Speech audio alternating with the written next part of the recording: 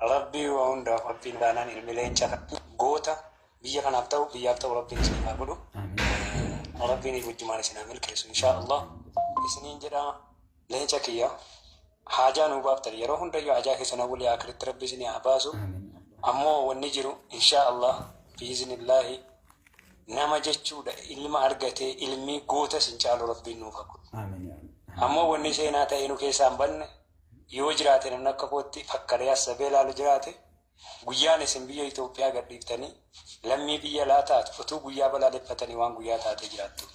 Garuu guyyaan guyyaa rabbiitiin balaaleffatamu amantii keenyaan dhorkaadha garuu namatti dhaga'ama wallaahi. Obboleeyyan keessa warri duddubbee keessan kun dhaabbatan osoo lammii lammaffaa hin fudhanne har'a isin nuuf dhaabbattan akkasitti. Haa ta'uu garuu lammii lammaffaa fudhattanullee gochi isin har'a uummata keessaniif gootan yoo isin hin jirrellee ilmaan daa'ima guddattu seenaa keessan dubbatti wallaahi hinaaf akkanatti. Dhugaa gaafa garii gariin nama fiigee biyya keessa galee farda qabalee ta'ee hundaafamee farda qabalee irraa sanaagaa sangaanarraa buta'u wajjin hin taane isin alhamdulillah. Ani dhiifama naa godha maqaa namaallee baay'ee dha'uun fedhu. Jawaar jechuun farda qabaleeti. Farda qabaleeti. Garuu farda qabalee kana takkaa Oromoon guyyaa tokko ergifatee hin beeku. Amaaratu itti fayyadamti. Oromoon farda qabalee hin taa'u. Maaliif jennaan fardi qabalee deenii biyyaa keessa jira, sumunii biyyaa keessa jira. Harankaa tokko lama mudhii hayyoo Oromoo irraa hiikameet bitamee jiraaf kenname Amaaratu itti fayyadamti. Har'as Jawaaritti Amaara fayyadame nutti taphachuu barbaade. Gootawwan Oromootiin as qoshaa keessaa baate jedhe jeneraalota Oromootiin nu keessaan baddu yoomiyyuu taanaan. Wallaahi anillee homaa miti faayidaa hin qabu.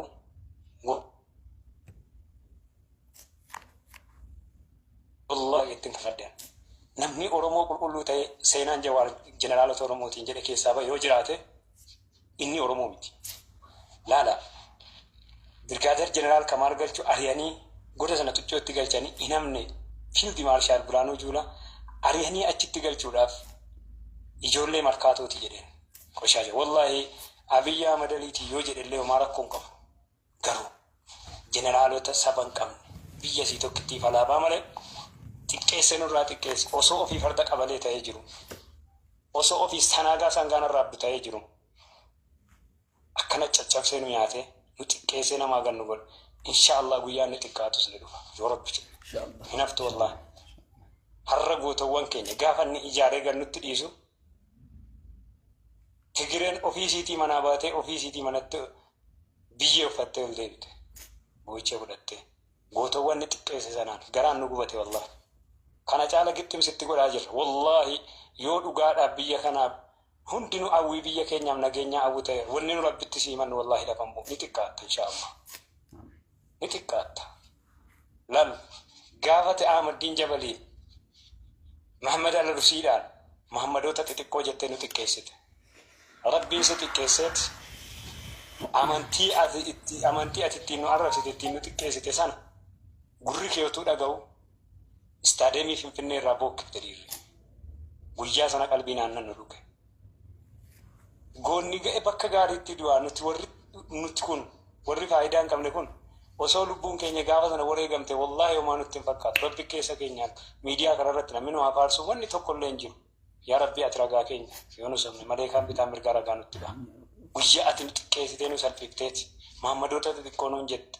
Sun hunduu darbee Abbaay Sulaasii cufatte.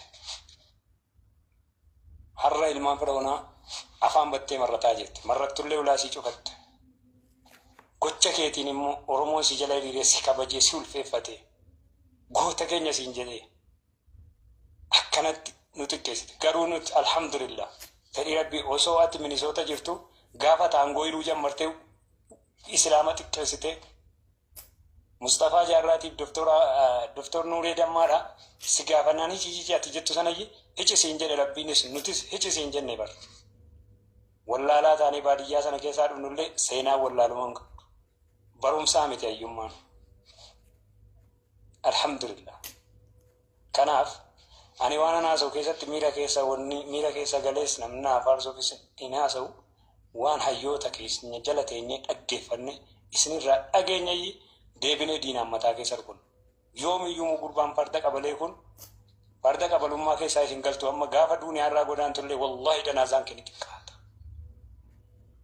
ni xiqqaata sitoo fi godhe waan ta'e foon islaamaa fuudheen kan kiristaanaatti naqanu hin jette haati koo akkana abbaan koo akkana itti utuu haadha keetii kabajaa qabnu yoo abbaa kee wallaallee nuyi miti manni murtii federaalaayyuu maatii kee abbaa kee wallaale kana waan sii goonu hin qabnu sun mirga diimokiraasiin jiraachuuti haga nu xiqqeessitee namaa gannu goote oromoo cabsitee namaa gaditti daaraa goote rabbiin si cabsa inshaallah kanaaf nama abaaruun akka amantii keenyaatti rabbi isaa qajeelchu jedhama kun daangaa darbe nama biyya keenya xiqqeessa alaabaa biyyaa xiqqeessa masjiidni tokkollee seera malee heera malee jiraachuu hin danda'u diiniin illee akkana malee oofamuu hin danda'u diiniin kan rabbiiti garuu rabbiin akka waliin hoogganamnu nu godhe sheeka muwazzinee waa hunda nuu kaa'e tokko si jalaan ba'u silaa oona osoo akka keetii amaddiin jabal qaata reeffisaa hin qabaramu lafarratti sareen isa nyaatte si daganna seete abadan hin dagannu akkasii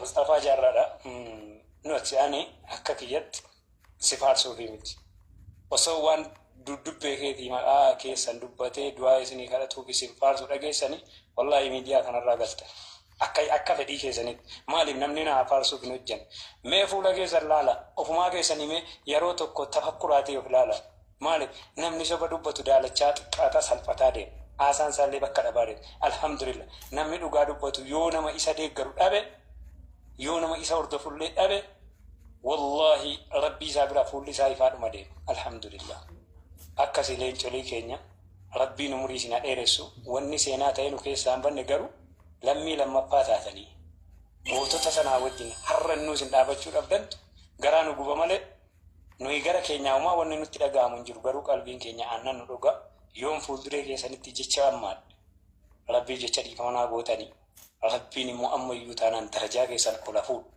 nuti isin faarsaan jiru seenaa keessan waan isin hojjettan waan isin saba keessanii taatan nuti gaaf tokko akkuma isin dubbatani adda kee kana kaarra namni tokko kan eenyuun taane gaafati diinii keetiif jecha dararamte akkana taatu alhamdulillah baga diinii rabbiitiif akkas taate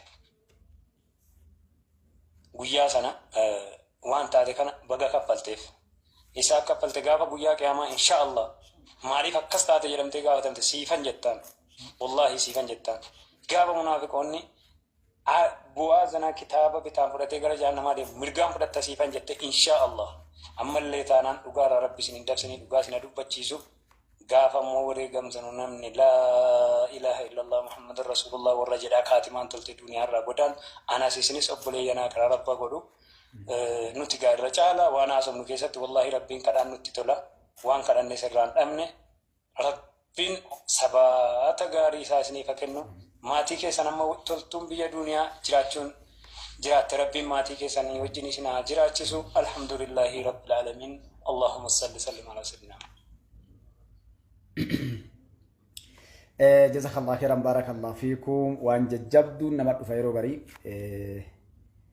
jazakallah khairan ammoo ka dhugama namni waan dubbatuufis qaba waan tokko jira ilmaan oromoo na dhageettan namni gaafa faarsanii ni fannifamaa jedhan jajjabdu rabbi rahmatan haa godhu ilma namaati wallahi obboleewwan kiyya obboleessa kiyya rabbi jazaa isaa kafaluu namoota hedduutu ulumaayinis na dubbisan ni beekanii as keessa jiranii yeroo baay'ee waan hedduu dubbadhee keessa alfadhu qaba maaliif an jabaadhee waa ta'eef miti obboleessa kiyya waan amma dubbattee kadhawaa kiyya kallachaa kanallee achumatti inshallah jazakallahu khairan barakallahu fiikum rabbiin nama sannaan haa jedhu akkasuma naa qabadhu atis warri beektanillee jechuudha eenyu alaa kulli haali wanni jechuu barbaadu maali ani dirqama kiyya ba'aa jira hagumna tiyyatti tagriin jedhan tagrii jechuun warri gariin hilleensanii beektanii bineensa irraa xiqqooti hagumnaa durroobdii jedhan haga humna tiyyaa dirqama kiyya ba'u jira oromoo fi mika dalagaa jiruu fi paartii fi miti abbichuuf illee miti eenyuuf dalagu jira dirqama rabbina irra kaa'e dhiira rijaala namni waa addunyaa kanarra dhufe haqaan dhaabbata nabi rabbi salaatu wassalaam nuun jedhe dhiirri waa sadiin dhaabbata ilmaan isaati haadha irraa isaatii fi biyya yookaan qabeenya biyya ka biyya godhu ollaa waliin jiraatan dhiira jechuudha.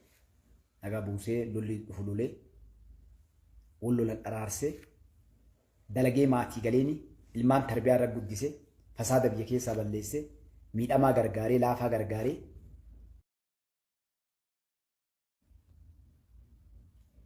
folcha karaa feesbuuk kanaan jiranii dhiifama naa godha. Jabaa wajjin dhaabbateeti biyyaa waa godha isinitti hin dheeradhu.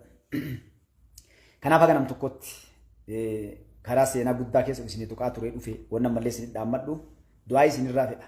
Ilmaan Oromoo martu maali? Yaa Rabbi akka dubbisi. Hadha waan guddoo dalannaa waan guddoo dubbannaa haasaa keenya kana keessatti ilma namaa inni dogongoraa dilii guddoo dalayna boruu ni herregamna. Namuu waan dalage baatee Rabbi irra dhaqa jechuudha.